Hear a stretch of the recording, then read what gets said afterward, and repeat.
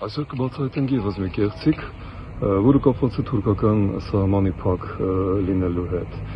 Ինչպես հայտնի է, Փաշինյանի կառավարությունը չի դիմում Եվրամիության անդամակցության համար եւ փաստարկներից մեկն բերում է այն, որ Հայաստանը ունի ընդհանուր սահման Եվրամիության հետ, իսկ թուրքական սահմանը փակ է։ Ուրեմն այստեղ կա երկու կեղծիք իրականում։ Առաջինն այն է, որ Հայաստանը ունի ընդհանուր սահման եւ ԵԱՏՄ եւ Ռուսաստանի հետ, ու առևտուրը գնում է Վրաստանի միջոցով։ Երկրորդն է այն, որ ժամանակին եւ Վրաստանը եւ Թուրքիան դիմել են անդամակցության համար Եվրամիություն եւ ստացել են փոխարենը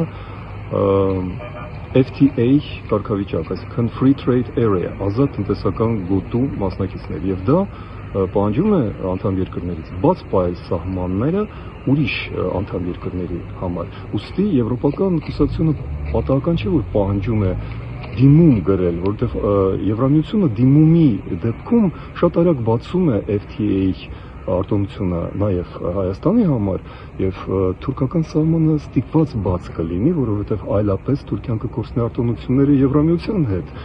Ուստի դա չի նշանակի, որ Թուրքիան լավություն է անում Հայաստանի կամ դա Նիկոլ Փաշինյանի կառավարության սխրանքն է։ Ահա որն է կեղծիքը եւ ահա ինչու ենք մենք պնդում, որ օրենքը Եվրամիության անդամակցության համար պետք է կատարվի անմիջապես։